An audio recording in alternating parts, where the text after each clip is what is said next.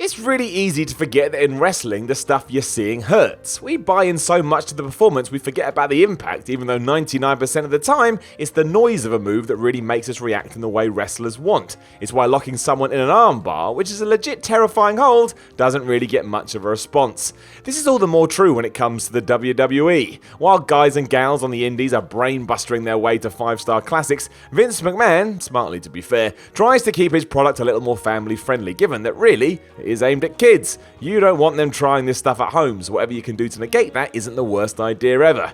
That does mean there are some maneuvers we've seen outside of their walls though that do go through somewhat of a de-rigging process where they're nowhere near as dangerous as they once were. And I would give you some examples here, but that's what the list is for. You ain't getting no spoilers. I'm Simon from What Culture, and this is 8 devastating moves watered down by WWE. But before we begin, don't forget to subscribe to stay notified. Ding, ding, done. Number 8, the T-bone suplex. You could take loads of suplexes and apply them to this list, so just pick your favourite and take it from there. However, the T-bone variation deserves a mention simply because it has been so obviously watered down. Shelton Benjamin used it as his finisher for a short while during his initial singles run back in the day, when we were all kids or some of you weren't even born, and while Shelton could throw a damn fine suplex, this wasn't one of them. It always came across as a body slam with theatrics. And yeah, that's all wrestling is, but compare and contrast that with someone like Taz, who was literally called the human suplex machine. Pretty much all of his suplexes ended the same way, and that was with his opponent landing on the back of their neck. Again, that's not cool because it could hurt someone for real and we don't want that, but that doesn't mean the move hasn't been watered down, because it has. It's a tough balance that will be apparent throughout this entire video. Where's the line between hard hitting and potential death? Naturally, the latter is not a good thing, and if you disagree, well, maybe you have to go look in the mirror. Number 7, the SOS. Given how long the New Day has been a thing, I can't even remember if Kofi Kingston still does the SOS, and that's mostly because when I do think about these three, all that comes into my head is that they like to throw pancakes. Wrestling's weird, isn't it?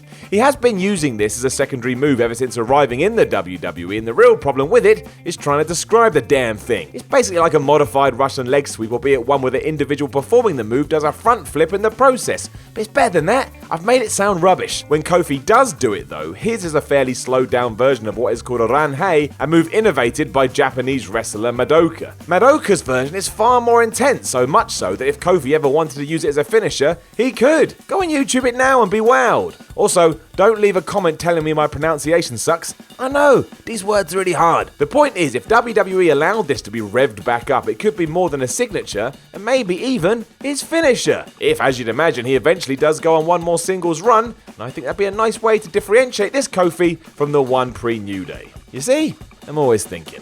Number 6, the curb stomp. This one is interesting, especially in 2018. Before recently, the curb stomp was banned from being used at all in WWE, despite it being the move that brought about the fall of the main event of WrestleMania 31. Seth Rollins smashed Roman Reigns' head into the mat and walked away as the surprise champion, and let's face it, it was awesome. A genuine Mania highlight. However, even now that it has returned, and to be fair is still brutal, it pales in comparison to the original version with which Super Dragon is somewhat synonymous. Whereas Rollins is open to counter, such as the beautiful RKO from Randy Orton at WrestleMania 31, you simply can't get out of a Super Dragon curb stomp. It's like a truck coming towards your face at 100 miles an hour, or the equivalent of Goldberg's spear, which we'll get to by the way. What's more, the impact of the move is on a completely different level. All of Dragon's force is coming down on your face, and when you see it, you'll probably think to yourself, that's why they've watered it down. Dude's probably be getting killed otherwise, and as we've established, we don't want or need that.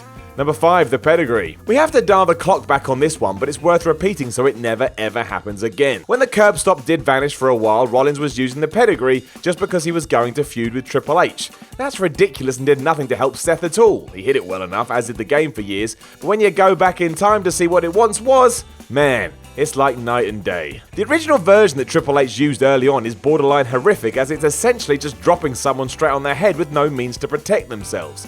Go and find that clip of Triple H ploughing someone's skull into the mat. Doesn't matter how many times you watch it, you'll go f***ing hell every time. How that dude is still alive, I've no idea. This is probably why it did have to be calmed down though, to be honest. If this ever had gone wrong, somebody would have lost their head, And that's ridiculous. Number 4, the Walls of Jericho. This has been watered down to such a degree that even Wikipedia acknowledges that it is a different move in 2016. Now, admittedly, we can all go and update Wiki to whatever we want. You could say that Chris Jericho heard about the move when talking to a watermelon, but whatever. The fact this has happened is still worth mentioning. There is some logic to it, however. When Chris Jericho was a cruiserweight champion in WCW, he often finished off his smaller opponents with a move called the Lion Tamer. It was a Boston Crab, but one that saw Jericho wrench his opponents into a terrifyingly unnatural position, all the while placing his knees square on the back of their head. It's flipping cool. We have seen this in the WWE on a couple of occasions, but what was renamed the Walls of Jericho became simply a Boston Crab. Now, a big reason for this is that now Jericho was in the WWE, he had to stop doing it because he couldn't put it on his larger opponents. However, there's also another reason, and that's the likelihood of stopping a child from snapping someone's back somewhere. And let's face it, when we were kids, we all did that because we're idiots. Thankfully though, you can get some comic relief in knowing that if a child did do that, they'd also probably emulate Y2J shouting at the ref to ask him. That's pretty funny.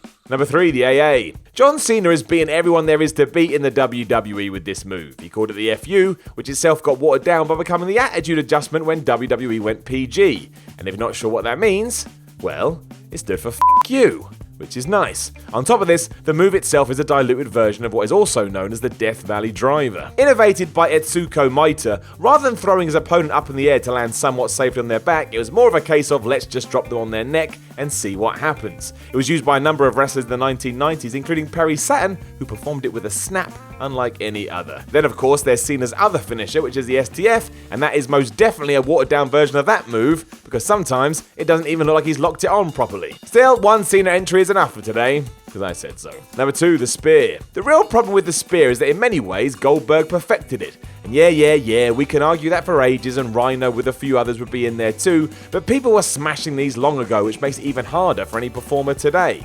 That's not to say Edge's or Roman Reigns' spears were bad. With the right opponent when delivered with power, they're awesome as well, but I would love to hear the argument that they don't look a tad weaker than what we saw back in the day. Sometimes I thought Billy Boy had legit broken people when he hit his. I never thought that with the Rated R Superstar or the Big Dog. The real reason for this is because today it's more like a jumping tackle as opposed to trying to drive through your opponent like you're a knife through butter. I would guess this way hurts a lot more, but that's why it's so badass. Thing is, when it doesn't look this brutal and then someone wins a match using it, I don't know, it's just all a bit upsetting really, hard to buy into. Number 1, the Burning Hammer.